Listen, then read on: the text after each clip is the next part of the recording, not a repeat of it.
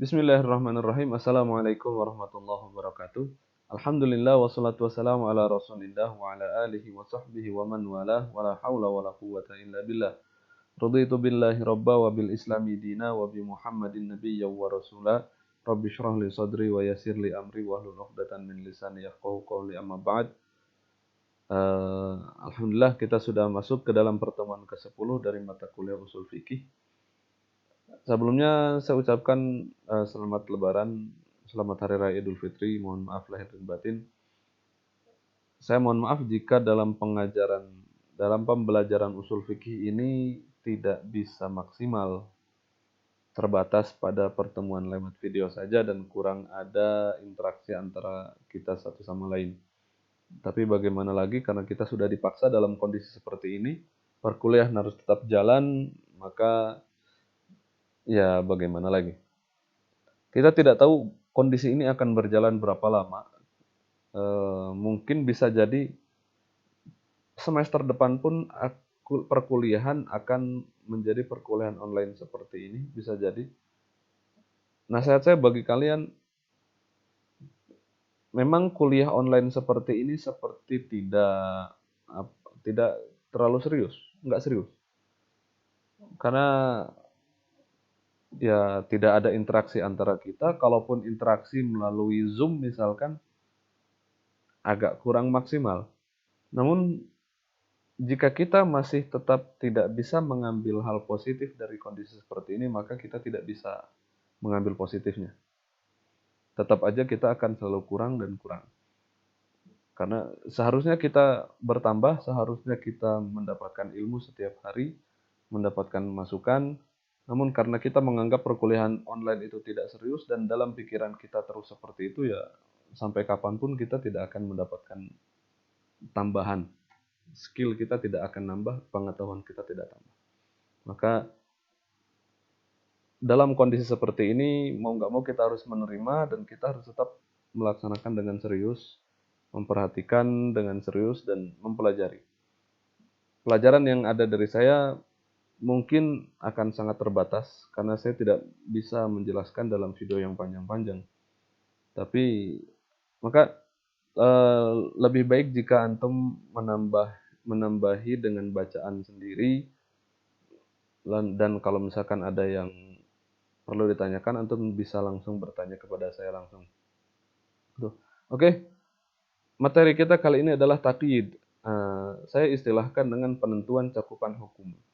Gini, Allah Subhanahu wa taala berfirman dalam surat Al-Maidah ayat 6 tentang ayat wudu dan tayamum. Allah berfirman, "Ya ayyuhalladzina amanu idza qumtum ilas salati faghsilu wujuhakum wa aydiyakum ilal marafiqi wamsahu bi ru'usikum wa arjulakum ilal ka'bain." Dalam ayat wudu, Allah Subhanahu wa taala menyatakan faghsilu wujuhakum wa aydiyakum ilal marafiq. Tentang membasuh tangan, Allah Subhanahu wa taala memberikan batasan ilal marafiq. Namun dalam tayamum, Allah Subhanahu wa taala tidak memberikan batasan. Faghsilu wujuhakum wa aydiyakum ilal marafiq wamsahu bi ru'usikum wa arjulakum ilal ka'bain wa in kuntum junuban fatahharu wa in kuntum mardaw ala safarin Uja'a ahadum minkum minal ghaiti aw lamastumun nisa' falam tajidu ma'an fatayammamu sa'idan thayyiban famsahu bi wujuhikum wa aydikum min.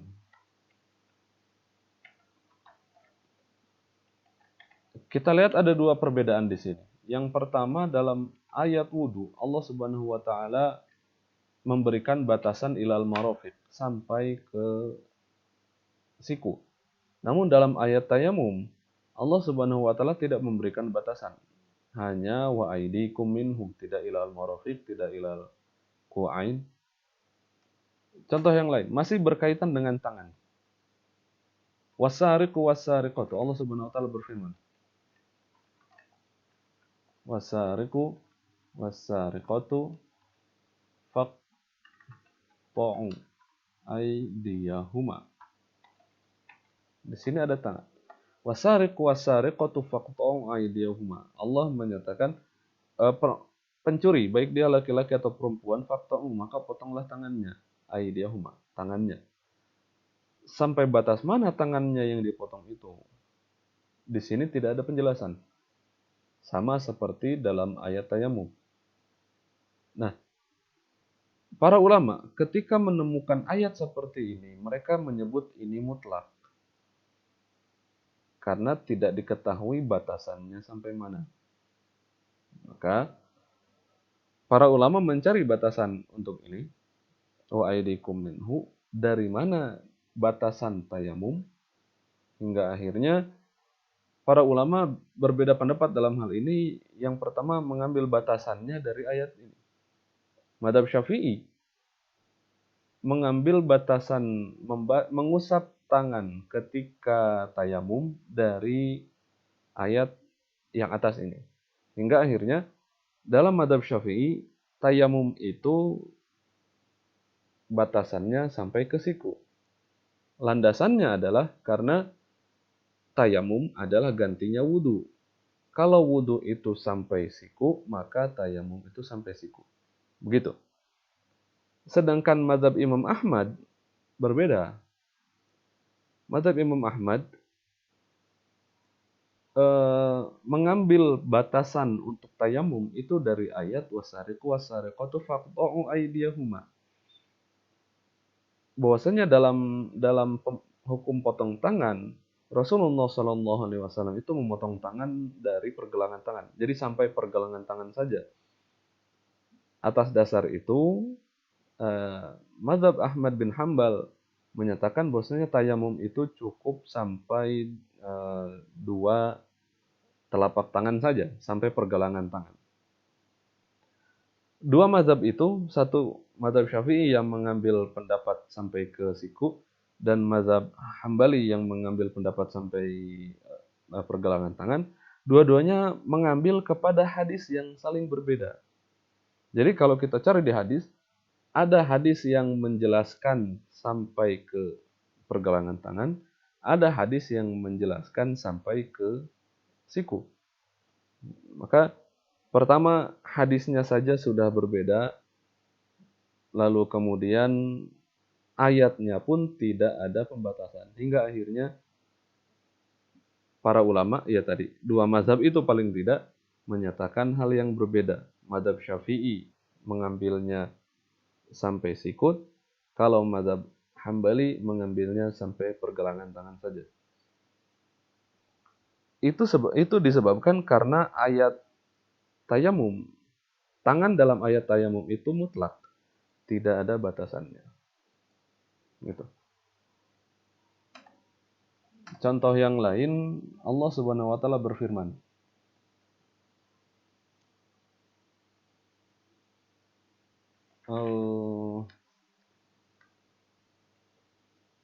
Allah Subhanahu wa taala berfirman ketika fatahriru raqabah.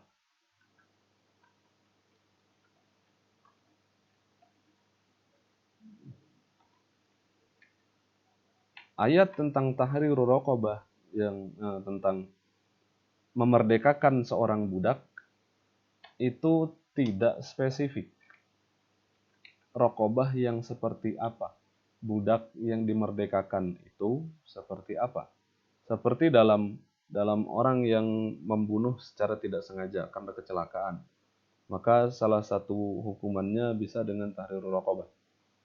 Ada orang yang melakukan hubungan badan di tengah bulan Ramadan, maka dia bisa membayar dengan tahriru raqabah. Ada banyak hukum yang berasal dari tahriru raqabah. Hanya di sini tidak dijelaskan sampai mana, raqabah yang seperti apa yang diminta.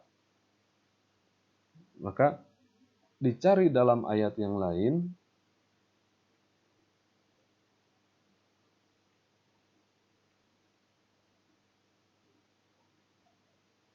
Ada wa tahriru raqabatin mu'minah.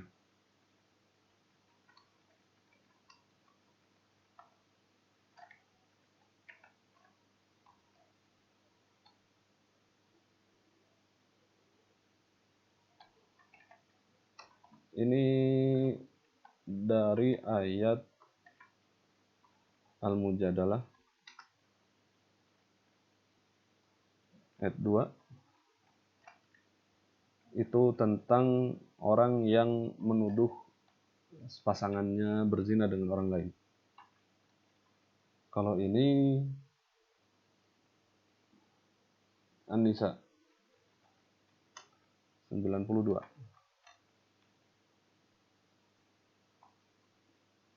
Nah, dalam kasus yang atas, tahrirul raqabah yang tidak ada keterangan lebih lanjut, itu akhirnya dicari batasannya, dicari keterangan lebih lanjutnya dari ayat yang lain. Dan ketemulah ayat yang ini, hingga akhirnya dalam hukuman yang diharuskan untuk memerdekakan budak, maka yang dimerdekakan hanyalah raqabatu mu'minah, budak yang beriman saja. Kalau yang tidak beriman maka tidak. Maka tadi sebagian contoh dari mutlak dan muqayyad. Maka sekarang kita masuk ke dalam definisi. Al-mutlak. Apa itu mutlak? Mutlak itu adalah al-lafzu ad-dal ala fardin au afradin ghairi muayyanatin biduni ayyi qaidin lafzi. Lafaz mutlak adalah lafaz yang menunjukkan kepada fardin, kepada sesuatu, satu person, satu individu, atau afrodin, atau afrod, atau banyak individu. Yang pertama, ghairu muayyanah, dia tidak spesifik. Yang kedua, biduni ayyi qaidin lafzi, dua, yang tidak diberikan keterangan lebih lanjut. Tadi seperti ini, raqabah di sini kita sudah tahu bahwasanya yang dimaksud dengan raqabah itu adalah budak. Tapi kita tidak tahu budak yang seperti apa yang harus dimerdekakan. Hingga akhirnya dicari dalam ayat yang lain baru ketemu raqabah mukminah. Famsahu biwujuhikum wa aydikum minhu. Tangan yang dimaksud ini sampai mana? Karena ketika kita omongkan istilah tangan, kalau kita gambarkan tangan, coba gambarkan tangan. Yang tergambar dalam pikiran, tangan itu adalah dari ujung jari sampai ketek, sampai ketiak. Tapi kan ketika tayamun, kita tidak sampai ketiak. Dalam madhab Syafi'i, tayamun sampai siku karena mengambil batasannya dari ayat wudhu. Kalau Imam Ahmad, tayamum sampai ke siku, sampai ke pergelangan tangan, mengambilnya dari ayat potong tangan. Ini adalah lafaz mutlak. Lafaz mutlak hampir mirip dengan lafaz am yang kemarin kita bahas. Bedanya,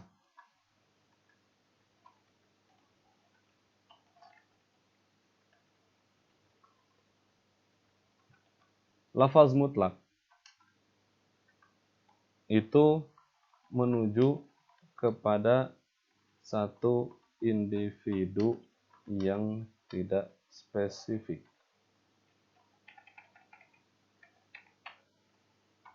Jadi, ketika ada suatu lafaz mutlak, maka yang dituju oleh lafaz itu hanya satu. Hanya satu individu atau beberapa individu yang terbatas. Berbeda dengan lafaz am, itu menuju kepada seluruh individu yang ada dalam lafaz itu. Itu bedanya. Contohnya gini.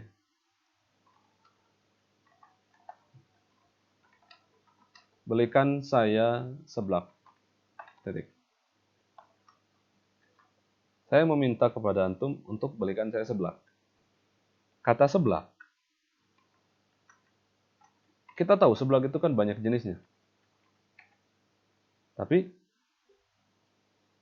ketika saya bilang seblak dan saya tidak bilang seblak yang jenis apa, itu kan berarti kata seblak itu bukan berarti antum beli semua seblak.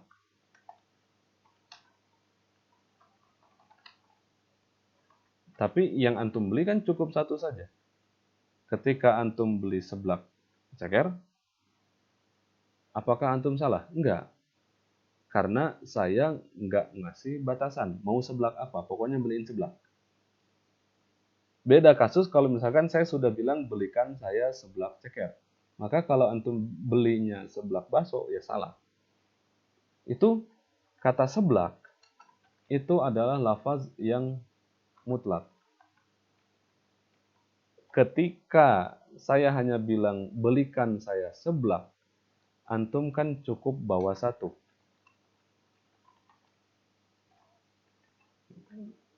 Jadi ketika tidak diberi keterangan, maka hukum membeli atau hukum membelinya sudah gugur dengan cukup membawa satu saja. Itu mutlak. Kalau contoh am seperti ini. Seluruh santri harus taat kepada guru. Kata seluruh santri itu adalah lafaz umum. Maka ketika tidak ada keterangan atau pengecualian, maka hukum berlaku untuk semuanya. Kita lihat perbedaannya di sini. Kalau mutlak, itu cakupannya cukup untuk satu. Cakupannya terbatas. Kalau lafaz am, cakupannya umum, dan ketika tidak ada keterangan, maka hukumnya itu berlaku untuk semuanya, untuk semua santri. Di sini terlihat jelas perbedaannya antara mutlak dengan muqayyad.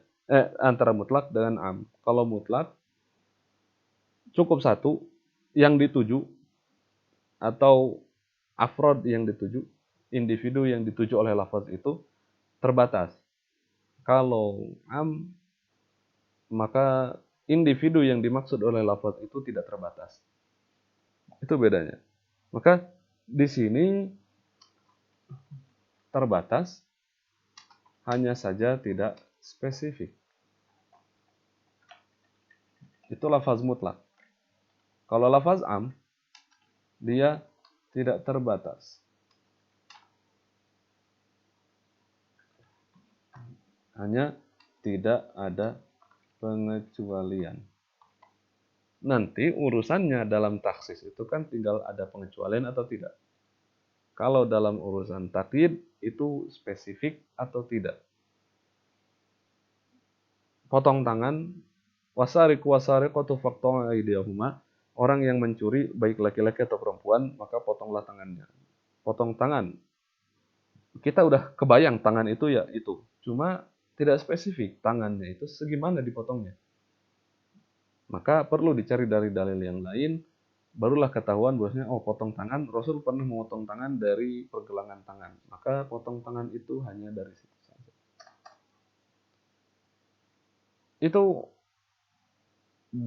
Itu tadi definisi dari mutlak. Sedangkan kalau muqayyad maka mudah saja.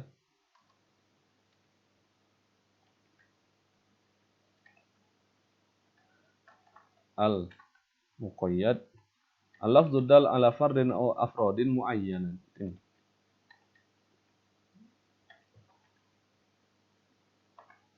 Aw ma'a ayyi qaydin lafzi. Kalau muqayyad itu adalah suatu lafaz yang ditujukan kepada satu individu atau sejumlah individu muayyanah yang spesifik. Jadi urusannya itu adalah spesifik atau enggak. Ma'ai qaidin lafzi, atau ada keterangan lebih lanjut atau enggak. Di sini saya menggunakan fardun atau afrod karena kata mutlak itu kadang-kadang menunjukkan kepada satu, kadang-kadang lebih dari satu. Contohnya, fasiyamu syahraini mutatabi'aini. Siyamu syahraini mutatabi'ain, ini adalah lafaz yang muqayyad. Kita harus puasa selama 2 bulan. 2 bulan maksudnya berturut-turut atau enggak? Ternyata ada keterangan lebih lanjut mutatabi'ain. Itu contoh dari muqayyad yang tujuannya adalah afrod muayyanah, individu yang banyak. Sedangkan untuk fard yang satu, itu contohnya adalah ini, tangan atau tahrir raqabah, memerdekakan seorang budak yang seperti apa, ya begitu. Lalu kita masuk ke dalam kaidah dari mutlak dan muqayyad.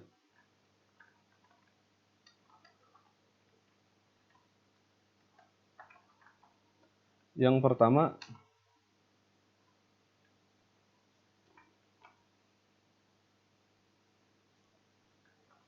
idza jaa lafzun mutlaqun la muqayyida lahu, maka wajaba ibqa'uhu ala itlaqihi.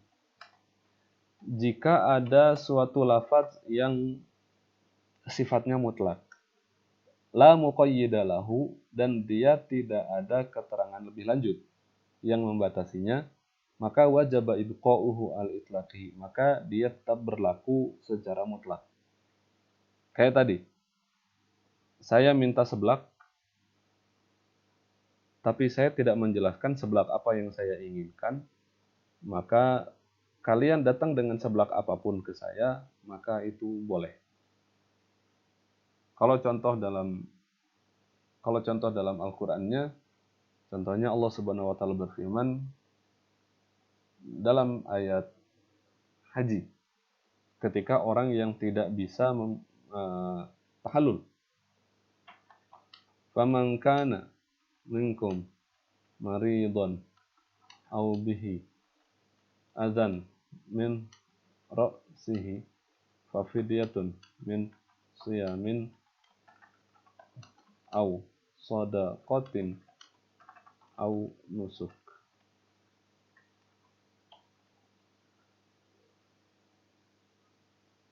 Nah, di sini Allah Subhanahu wa taala menyatakan orang yang tidak bisa tahallul karena mungkin dia sakit atau karena dia ada penyakit di kepalanya. Tahallul itu kan mencukur rambut. Kalau orang dia kanker, terus kemudian dia sedang dalam proses kemoterapi, dia rambutnya botak, apa yang mau dicukur? Maka orang yang semacam itu, ketika dia selesai haji atau umroh, ketika dia tidak bisa melakukan tahallul, maka dia bisa membayar tahallulnya dengan apa? Pertama siam, dengan puasa, au sadaqah, atau sedekah, au nusuk, atau berbuat baik. Nah, puasa di sini Allah tidak memberikan batasan, apakah puasanya 1 hari, 2 hari, 5 hari, atau 10 hari, atau 2 bulan berturut-turut. Lalu kemudian sama seperti sedekah. Sedekah juga tidak dibatasi. Sedekahnya berapa? 1 rial, 2 rial, 1000, 2000, 10.000, 15.000, 1 juta. Nggak seperti zakat. Zakat kan dibatasi. Nah, ketika dicari-cari dari dalil-dalil yang lain, apakah ada dalil lain yang membatasi sedekah dan puasa di sini? Ternyata tidak ada. Maka ya sudah. Ayat ini tetap pada kondisi mutlak. Implikasi hukumnya apa? Implikasi hukumnya seperti tadi di atas. Satu, individu. Jadi ketika tidak diberi keterangan, maka hukumnya sudah gugur dengan melaksanakan satu. Hingga akhirnya fafidyatun min siyamin aw shadaqatin aw nusuk, itu bisa hanya dibayar dengan puasa 1 hari saja. Karena seperti tadi kaidahnya dalam mutlak dinyatakan kalau ada lafaz mutlak maka yang dituju itu cukup satu, bukan seluruhnya. Berbeda dengan lafaz muqayyad, berbeda dengan lafaz am yang umum. Begitu juga dengan sedekah. Sedekah dengan tingkatan paling sedikit, dengan pemberian yang paling rendah, itu sudah termasuk sedekah, maka sudah sah dan sudah menggugurkan kewajiban dari ini. Itu kaidah pertama. Idza jaa lafzun mutlaqun la muqayyida lahu. Kalau ada lafaz yang mutlak tapi tidak ada muqayyidnya, maka wajaba ibqa'uhu ala itlaqihi.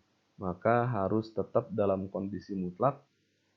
Yang implikasi hukumnya apa? Yang implikasi hukumnya yujzi'u bi aqalli adadin.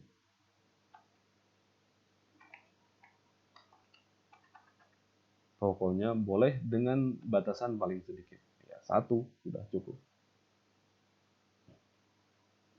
Lalu kemudian kaidah yang kedua. Idza jaa, kebalikannya. Idza jaa muqayyadun la mutlaqa lahu wajaba ibqa'uhu ala taqyidihi. Kalau ada satu nas, satu ayat. Jika ada satu ayat atau satu hadis yang mana dia datang dengan muqayyad. Dia datang dalam kondisi muqayyad.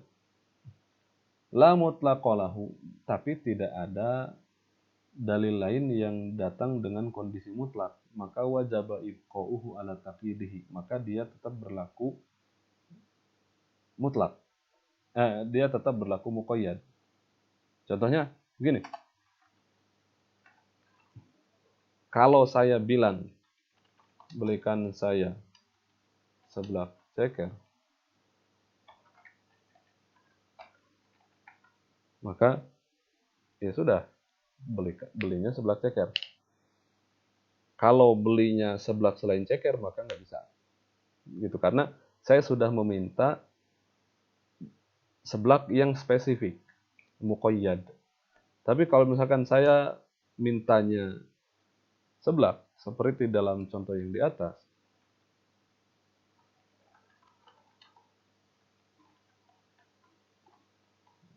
ini lafaz yang mutlak, seblak yang tidak ada keterangan spesifiknya, maka boleh mau belikan saya apa aja. Kalau dengan yang kedua, saya mintanya seblak ceker, maka antum datangnya dengan seblak ceker. Itulah. Idza jaa muqayyadun. Jadi kalau ada lafaz yang muqayyad, ada satu pernyataan yang muqayyad, la mutlaqo lahu, tapi tidak ada mutlak, tidak ada dalil lain, tidak ada pernyataan lain yang menunjukkan bahwasanya dia mutlak, maka wajib ibqa'uhu ala taqyidihi. Maka hukumnya tetap berlaku dalam kondisi dia muqayyad. Gitu.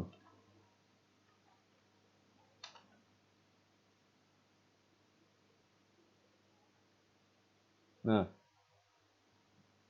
kaidah yang ketiga, idza jaa nasun. Ini lebih pas kalau ini nas juga lah.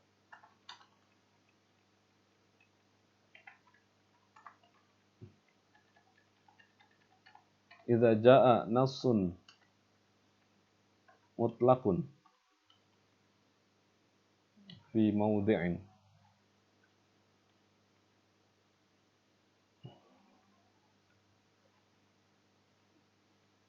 wa muqayyadun fi mawdi'in akhar ketika ada satu dalil yang mutlak dan satu dalil lagi, idza jaa nassun mutlaqun fi mawdi'in, ini mutlaqon dalam kondisi hal. Idza jaa nassun mutlaqan fi mawdi'in wa muqayyadan fi mawdi'in akhar, fa fihi halat. Jadi ketika ada satu dalil di tempat ini, di ayat ini dia muqayyad, dia mutlak. Di ayat lain muqayyad, maka kita lihat di situ ada beberapa kondisi. Yang pertama, ayat tahida al-hukm was sabab. Ketika hukum dan sebabnya sama. Contohnya, ayat yang mutlak.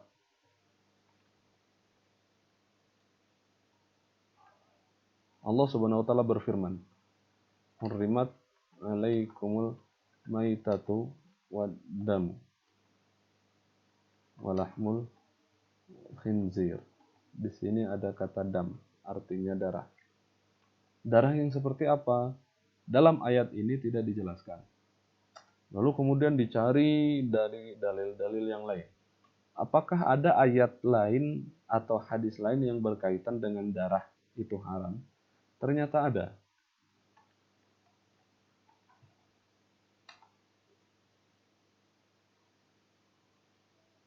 Allah Subhanahu wa taala berfirman, "Qul la ajidu fi ma uhiya ilayya muharraman ala ta'imi yat'amuhu illa an yakuna maitatan au daman masfuhan."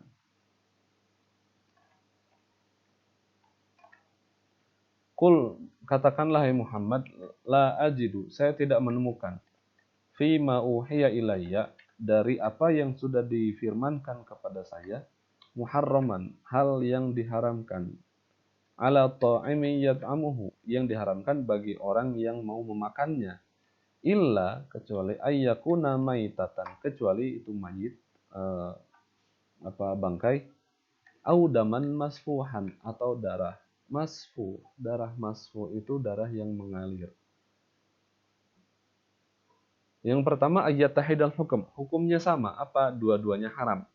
Dan ayat di atas ngomongin tentang haramnya darah, ayat di bawah juga ngomongin tentang haramnya darah. Sebabnya sama. Sebabnya apa? Karena dia darah.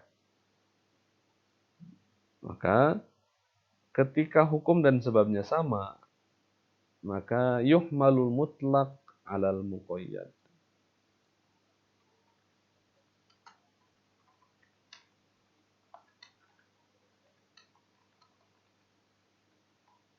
Maka yuhmalul mutlak alal muqayyad. Maka darah yang di sini diikat dengan darah yang di sini. Hingga akhirnya yang dimaksud dengan darah yang diharamkan di sini bukan semua darah, tapi hanya darah yang mengalir saja. Jadi dalam kasus antum beli ayam goreng di suatu tempat. Lalu ketika antum makan, ketika antum ketika ayamnya itu dibuka, lalu antum masih melihat ada darah merah di dagingnya. Ketika antum buka sayapnya, ternyata di belahan ketiaknya ayam itu masih ada darahnya. Atau antum buka paha bawah atau paha atas, ketika dibuka ternyata masih ada merah-merahnya. Itu haram atau halal? Itu halal. Kenapa? Karena itu bukan damun masfuh, itu bukan darah yang mengalir. Darah yang mengalir itu seperti apa? Antum menyembelih ayam, lalu kemudian darahnya disimpan di wadah. Nah, darah itu yang haram. Antum menyembelih sapi, lalu kemudian darah dari sapi itu dikumpulin, lalu kemudian dibekukan hingga akhirnya dia beku dan berbentuk seperti daging, lalu kemudian itu dimasak. Nah, itu haram. Ada juga yang menjadikan darah itu sebagai kuah. Dia membuat suatu makanan lalu kemudian disiram dengan darah. Nah, itu haram karena itu yang mengalir. Tapi kalau misalkan darah yang tertinggal di dalam badan ketika hewan itu disembelih, maka itu halal. Karena itu bukan damun masfuh. Gitu. Itu kaidah yang pertama, idza jaa nassun mutlaqan ketika ayat tahidal hukum was sabab. Ketika hukum dan sebabnya itu sama. Yang kedua,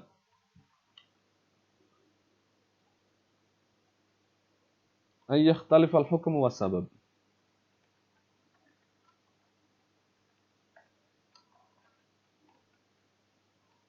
Ketika hukum dan sebabnya berbeda.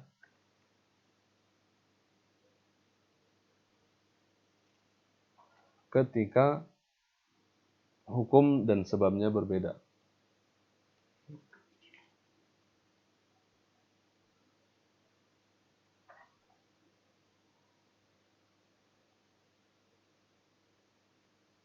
Contohnya, pertama, ayat yang mutlak, yaitu ayat mana tadi? Ini.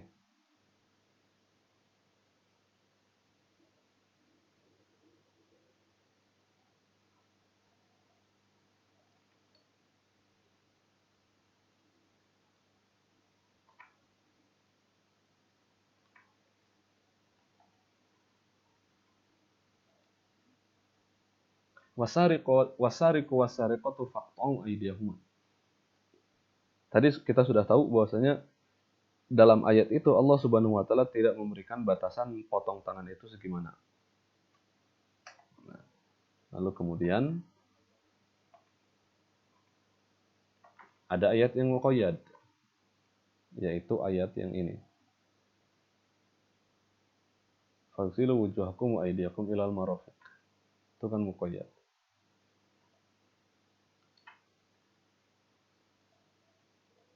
Maka potong tangan tidak bisa dibatasi sampai ilal marafiq, sampai ke siku. Kenapa? Karena yakhtaliful hukam. Hukumnya berbeda. Apa hukumnya? Pertama, di sini harus potong. Sedangkan di sini hukumnya adalah harus mencuci. Yang kedua, sebabnya beda. Sebabnya adalah di sini karena sariqah. Di ayat ini sebabnya adalah ingin berangkat sholat. Maka dalam kondisi yakhtaliful hukum was sabab, fala yuhmalul mutlaq alal muqayyad. Jadi ketika kita menemukan satu dalil yang mutlak, kita harus mencari dalil yang masih berkaitan dengan itu tapi dia muqayyad. Kita menemukan ayat ini, Allah menyuruh memotong tangan, tapi kita masih bertanya-tanya sebatas mana potong tangan itu. Pertama kita cari dalam Al-Quran. Ada enggak? Oh, di Al-Quran ada yang membahas tentang tangan yang dibatasi sampai siku. Tapi dibahas juga hukumnya apa? Hukumnya ternyata berbeda. Yang atas harus dipotong, yang bawah harus dicuci. Sebabnya juga beda. Yang atas sebabnya pencurian, yang di bawah sebabnya adalah ingin berangkat sholat. Maka ayat yang ini tidak bisa digunakan untuk mentakkid ayat ini. Maka kita harus mencari lagi. Dicari lagi dalam Al-Quran, nggak nemu, lalu kemudian kita cari lagi dalam sunnah. Oh, ternyata dalam sunnah ada. Maka dalam sunnah ketika kita menemukan bahwasanya Rasulullah SAW memotong tangan sampai pergelangan tangan. Hukumnya sama. Pertama, yang ayat ini hukumnya potong tangan, lalu kemudian hadis itu hukumnya potong tangan juga. Sebabnya sama, pencurian, di sini pencurian, di hadis itu pencurian, maka ayat ini bisa ditakyid dengan hadis yang tadi, tapi tidak bisa ditakyid dengan ayat ini. Kira-kira gitu. Jadi kalau misalkan kita menemukan takyid dari ayat ini, maka itu nanti masuknya ke dalam tema yang ini, ke dalam pembagian yang ini, ketika hukum dan sebabnya sama. Tapi ketika hukum dan sebabnya berbeda, maka ini sama ini tidak bisa digabung. Oke. Kaidah yang ketiga.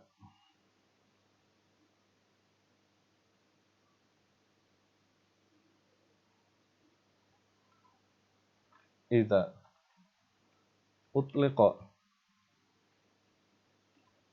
al-kalam fi mawdi'in wa quyida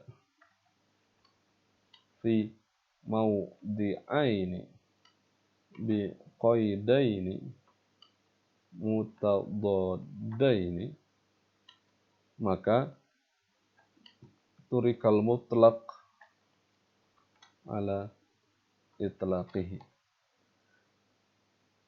Ketika ada satu teks yang mana ada satu teks yang dia itu mutlak, tapi kemudian ada dua teks yang lain, dua lafaz yang lain, dua ayat atau dua hadis yang lain, yang mana dua-duanya muqayyad, tapi muqayyadnya berbeda. Maka turikal mutlak ala itlaqihi, maka ayat yang mutlak tadi dibiarin tetap pada kondisi mutlaknya. Contohnya gini, yang mutlak.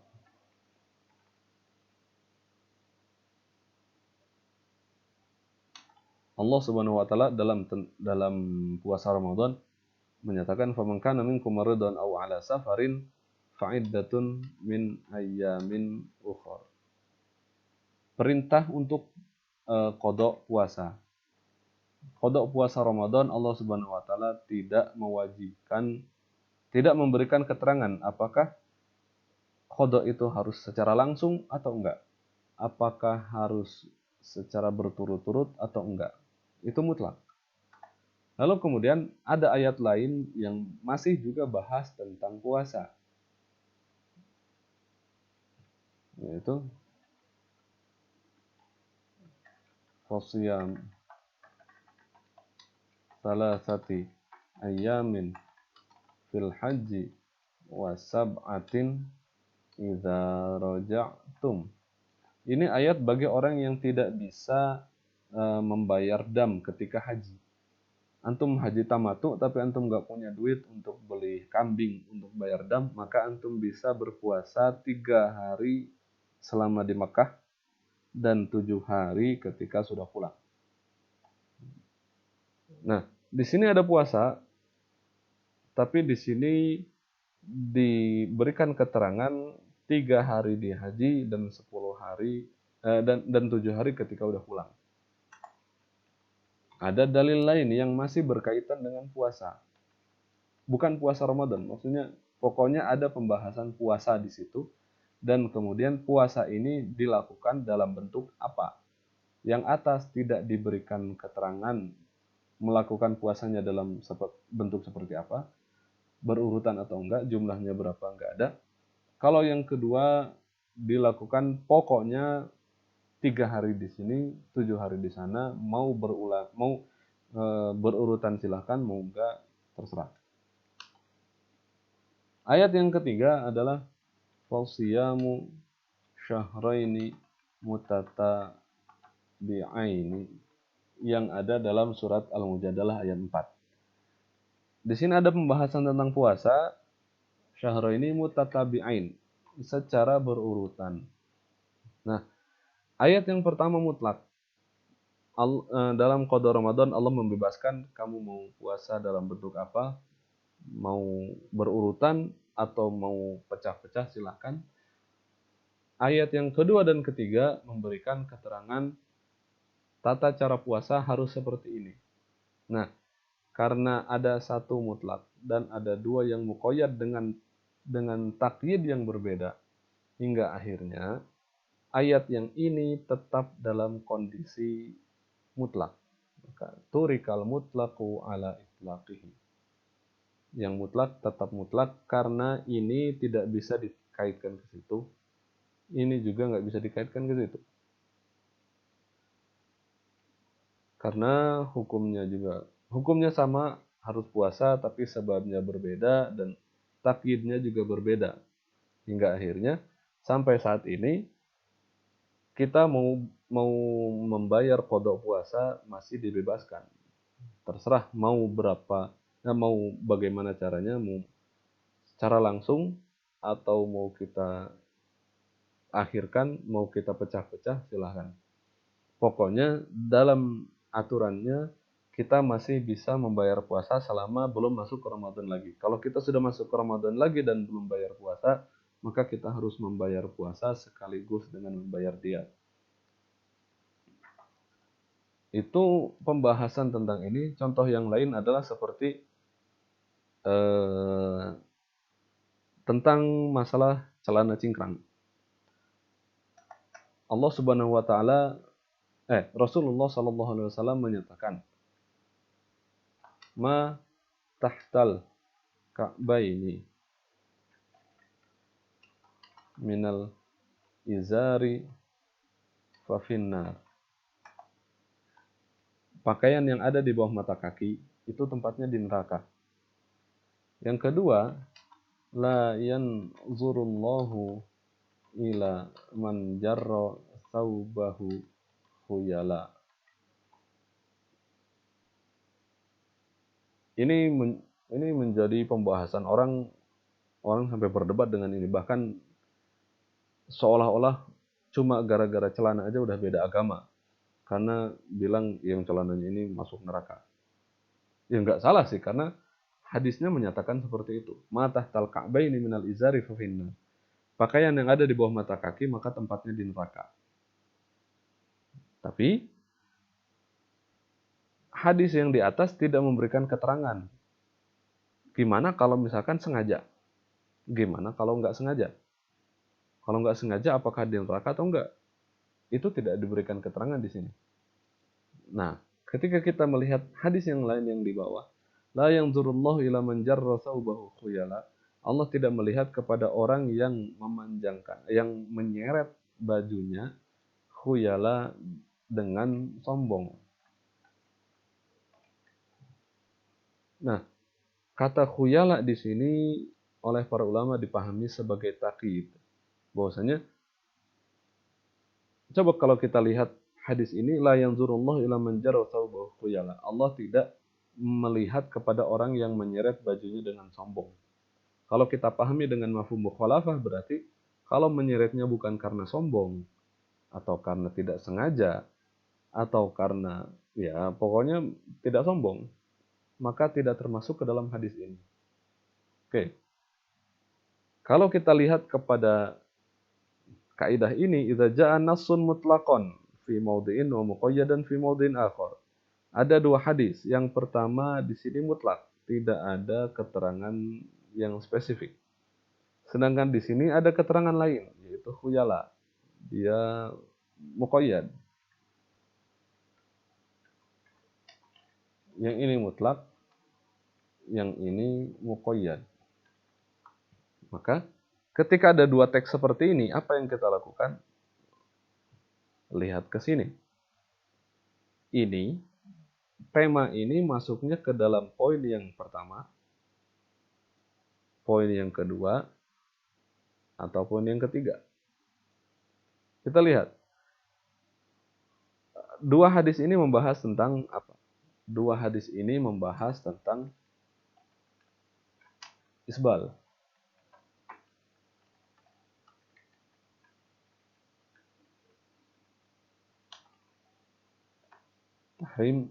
Tahrimul isbal, pengharaman isbal.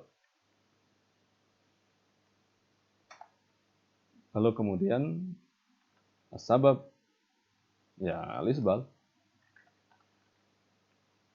Sebabnya karena dia memanjangkan, hukumnya adalah pembahasan tentang tahrimul isbal. Cuma bedanya yang satu mutlak, tidak ada keterangan, yang kedua muqayyad. Maka ini masuk ke dalam tema ke dalam poin yang ini. Ketika ayat tahidal hukmu wasabab, ketika sebabnya sama, hukumnya sama, maka yuhmalul mutlak alal muqayyad. Atas dasar ini, maka ma tahtal ka'baini minal izari fa finnar. Itu hanya dikhususkan, hanya ditujukan kepada orang yang sombong saja.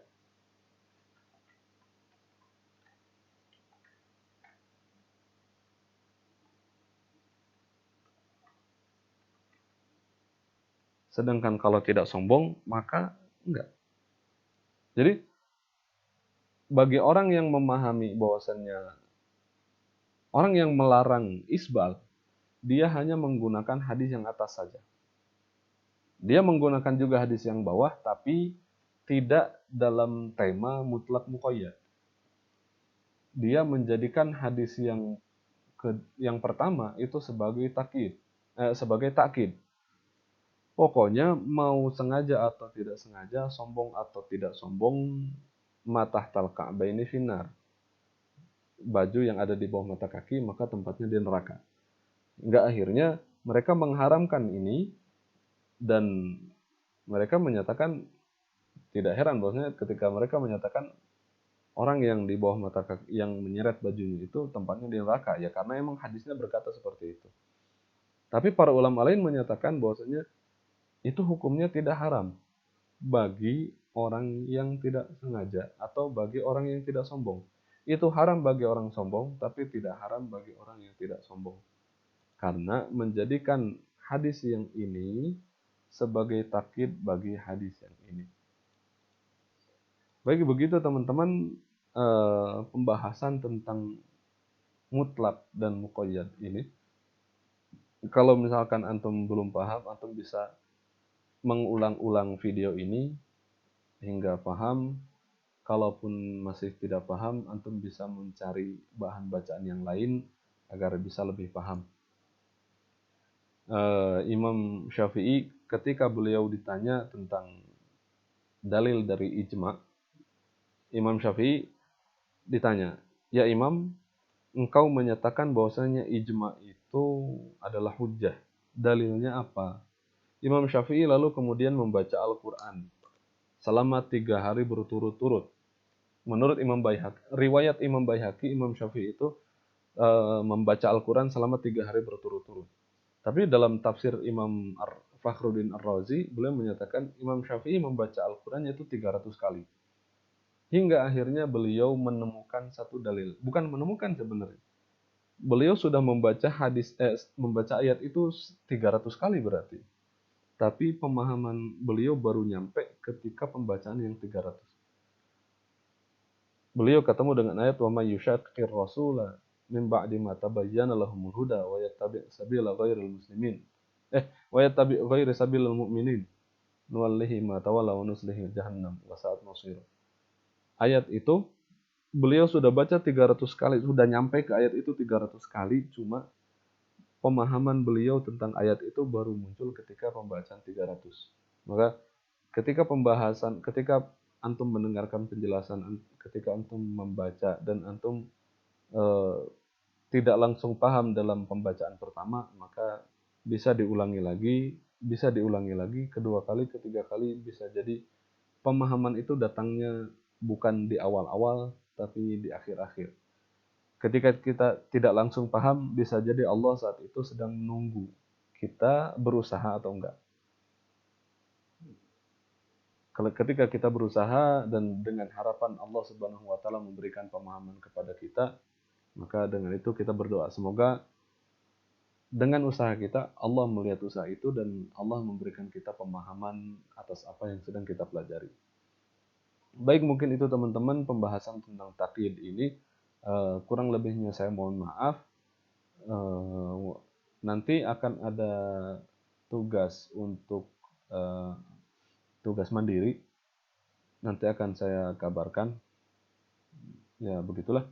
Kurang lebihnya mohon maaf. Wabillahi taufiq wal hidayah. Assalamualaikum warahmatullahi wabarakatuh.